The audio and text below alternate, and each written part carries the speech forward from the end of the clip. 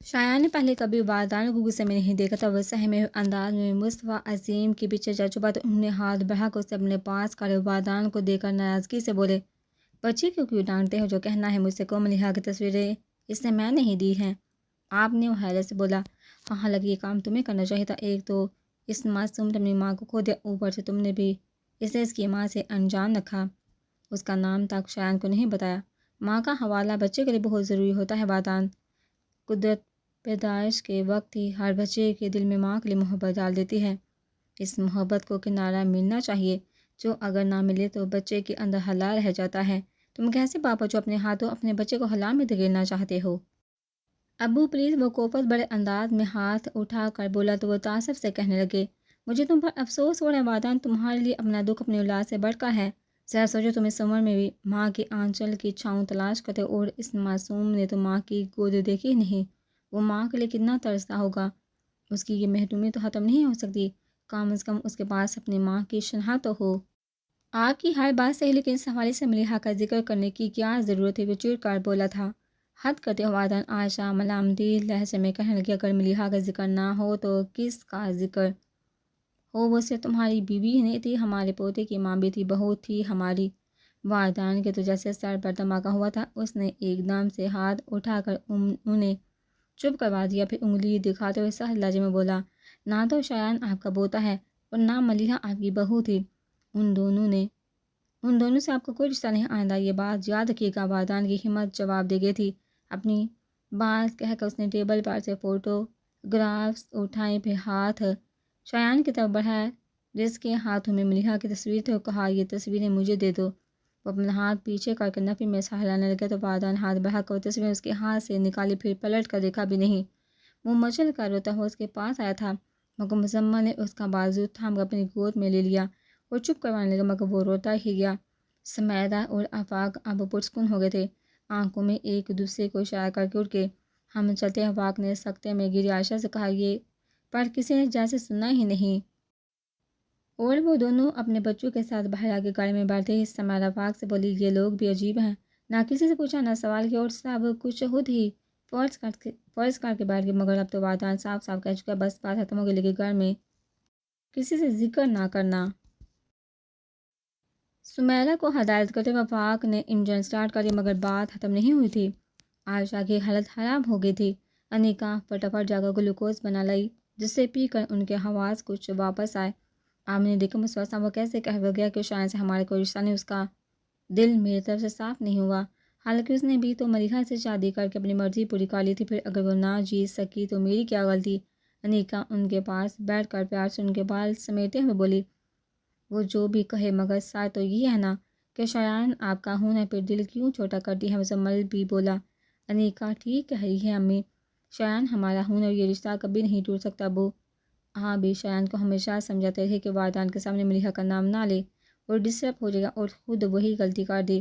مجھے اندازہ نہیں تھا کہ وہ اس طرح سے ری ایکٹ کرے گا۔ سودہ ہو گئے۔ عائشہ نے دوپٹے سے چہرہ صاف کر کے شایان کو دیکھا، جو ابھی تک رو رہا تھا، اور اس کی طرف بازو پھیلا دیے، ادھر آؤ میرے پاس۔ وہ روتے روتے ہی مزمل کے بازو سے نکل کر ان کی آغوش میں سما گیا۔ عبادان دونوں ہاتھوں میں سر تھام کر بیڈ پر بیٹھا تھا، اس کے وہم و گمان میں بھی نہیں تھا کہ شایان کے حوالے سے اس کے گھر والے یہ سوچ رہے ہیں۔ اپنی ناکام تمنا کو اس روم میں دیکھ کر اس کے سارے زخم رسنے لگے تھے، وہ خود کو سمیٹنے میں لگا ہوا تھا کہ انیکا اچانک ہی بنا دستک دے کر بڑائی سے کمرے میں چلی آئی۔ کیا بات ہے بھابھی؟ اس کی حواس بہتگی پر چونک گیا۔ باہر آ کر دیکھو عبادان شایان روتے روتے بے ہوش ہو گیا ہے۔ عبادان گھبرا کر اٹھا اور لاؤنج میں آ گیا۔ مصطفیٰ عظیم بے ہوش شایان کو گود میں لیے بیٹھے تھے پاس ہی، حواس بہتر سے عائشہ ہاتھ میں پانی کی بوتل لیے بیٹھے اس کے ہاتھ پر چھینٹے مار کر ہوش میں لانے کی کوشش کر رہی تھی۔ عبادان کی جان پر بن آئی تھی، اس نے تیزی سے شایان کو اپنی گود میں لے لیا۔ شایان اس کے گال تھپک کر آواز دینے لگا کہ کھولو بیٹا، میری طرف دیکھو، مگر اس کی صدائیں بیکار گئی۔ عبادان گھبرا ہی تو گیا تھا، اسے ہوش نہیں آ رہا۔ ابو چلیے اسے ہسپتال لے کر چلتے ہیں، مزمل ڈاکٹر کو بلانے گیا ہے۔ عبادان پریشانی سے لب کرنے کا، پھر اسے گود میں اٹھا کر کمرے میں لے کے اور بیڈ پر لٹا دیا۔ چند منٹ بعد ہی ڈاکٹر صاحب مزمل کے ساتھ چلے آئے۔ انہوں نے اچھی طرح شایان کو چیک اپ کیا، پھر پوچھا، یوں تو سب بھی ٹھیک لگ رہا ہے، کہیں ایسا تو نہیں کہ آپ بچے کو کچھ زیادہ ہی ڈانٹ دیا ہے؟ کچھ ایسا ہی ہے؟ مزمل نے والدان کو دیکھ کر کہا آپ کو اتنی سختی نہیں کرنی چاہیے، بچہ سہم گیا ہے، بہرحال میں نے انجیکشن لگا دیا ہے، 2 گھنٹے میں اسے ہوش آ جائے گا، لیکن آئندہ احتیاط کیجیے گا۔ بعض بچوں کے ساتھ خاص طور پر نرمی برتنے کی ضرورت ہوتی ہے، ان میں سختی برداشت کرنے کی طاقت نہیں ہوتی۔ آپ کا بچہ بھی بہت حساس ہے۔ ڈاکٹر نے شایان کو انجیکشن لگا دیا۔ والدان پریشان سا بیڈ پر بیٹھ کر اس کے بال سہلانے لگا۔ عشاء کی نماز کے بعد دعا مانگ کر بھی والدان گھر آنے کے بجائے گمسم سا وہیں مسجد میں بیٹھا رہا۔ کافی دیر بعد جب احساس جاگا کہ سب نمازی چلے گئے ہیں تو وہ بھی سست قدموں سے چلتا مسجد کے باہر آ گیا۔ اسے شدت سے غم گسار کی ضرورت محسوس ہوتی، گھر جانے کے بجائے وہ آفاق کے گھر آ گیا۔ تم اس وقت سب ٹھیک تو ہے؟ پریشان سے لگ رہی اس نے نفی میں سا ہلا دیا۔ آفاق کو سمجھ نہیں آیا کہ وہ اس کے کس سوال کا جواب دے، اس لیے الجھ سا آ گیا۔ اچھا اندر تو آؤ۔ نہیں، باہر ہی ٹھیک ہے۔ آفاق کا ماتھا ٹٹکا مکا خاموش رہا۔ دونوں کچھ قدم دور الیکٹرک پول کے نیچے جا کر بیٹھ گئے۔ کیا ہوا ہے؟ اسے خاموش دیکھا آفاق نے اسے بولنے پر اکسایا تو وہ کہنے لگا، مجھے لگ رہا ہے کہ جیسے میں برف میں دفن ہو گیا ہوں، جسم کے ساتھ میرا ذہن بھی سن ہو گیا۔ مجھے سمجھ نہیں آ رہا آفاق کہ میرے گھر والوں نے ملیحہ کے بارے میں یہ سوچا بھی کیسے کہ ان کا مجھ سے یا شایان سے کوئی رشتہ ہوگا۔ آفاق چپ سا رہ گیا، پھر بولا، اگر انہوں نے ایسا سوچا تو کچھ غلط نہیں کیا۔ وہ تو یہی سمجھتے ہیں کہ شایان تمہارا اپنا بیٹا، تمہارے بیٹے کی ماں ملیحہ کے سوا کون ہو سکتی ہے؟ ان کے ساتھ میرا ایسا رشتہ نہ جوڑو۔ والدان کا لہجہ عجیب سا ہو گیا تھا۔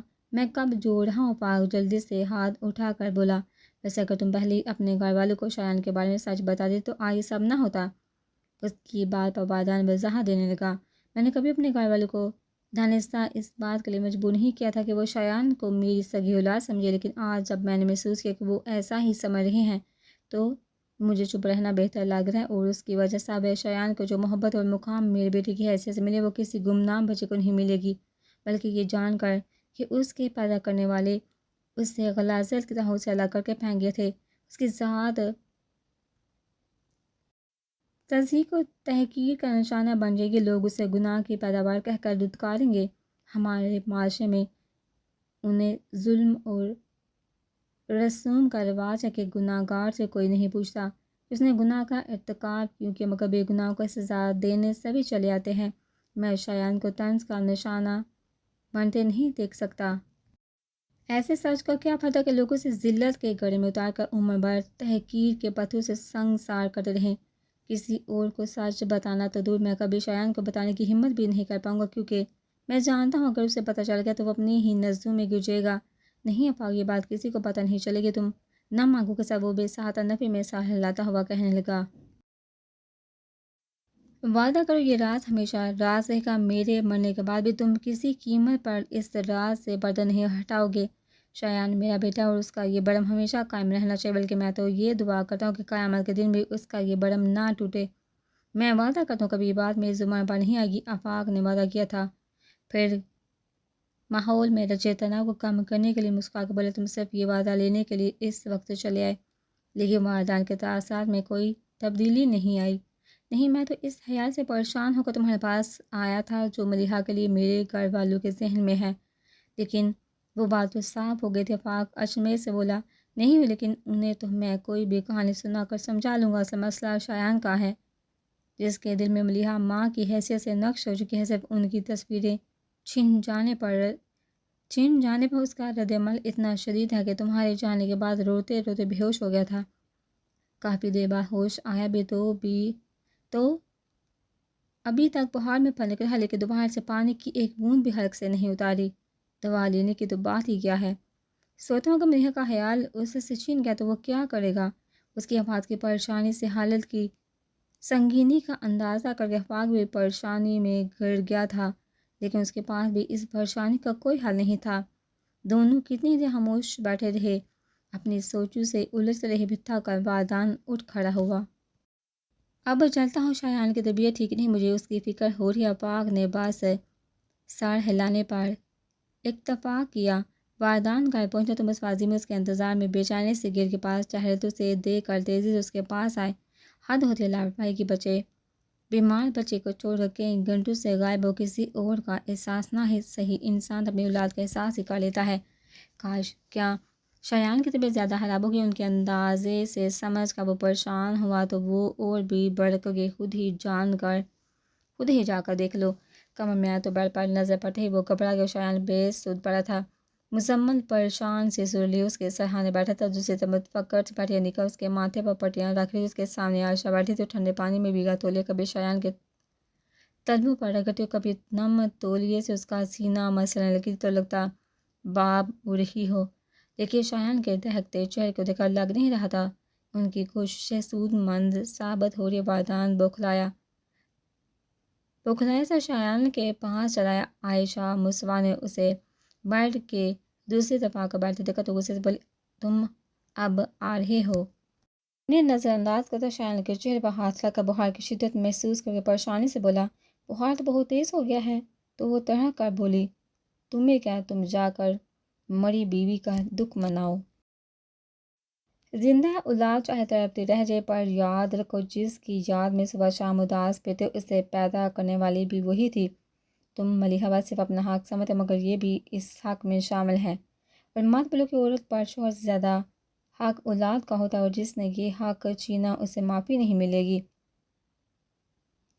بس کریں امی، مزمل نے انہیں ٹھنڈا کرنے کی کوشش کی تو وہ اسی پر چڑھ دوڑی، خبردار جو تم نے اس کی طرفداری کی تو غضب خدا کا کیا حالت ہوگی بچے کی، دوپہر سے رات تک میں نوچر کر رہ گیا ہے مگر باپ کو پرواہ ہی نہیں۔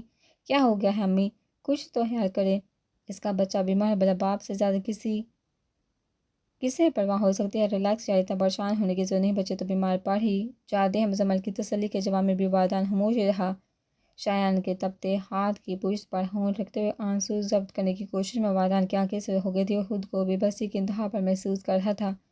رات کافی ہو گئی، مزمل بھائی جائیے، آپ بابی کو بھی لے جائے اور خود بھی آرام کرے، ابو آپ بھی تو تھک گئے ہوں گے۔ آپ شایان کی فکر نہ کریں، میں اس کے پاس ہوں، امی کو بھی سمجھائیے، یوں پریشان ہونے سے ان کی طبیعت خراب ہو جائے گی۔ اس نے مسوا عظیم سے کہا تو انہوں نے سر اسپات میں ہلا دیا اور اٹھ کر کمرے سے باہر چلے گئے۔ وقفے سے سب اٹھ کر اپنے اپنے کمرے میں آرام کرنے چلے گئے۔ 8 سال میں پہلی بار ایسا ہوا کہ وردان نے جماعت چھوڑ دی ہو۔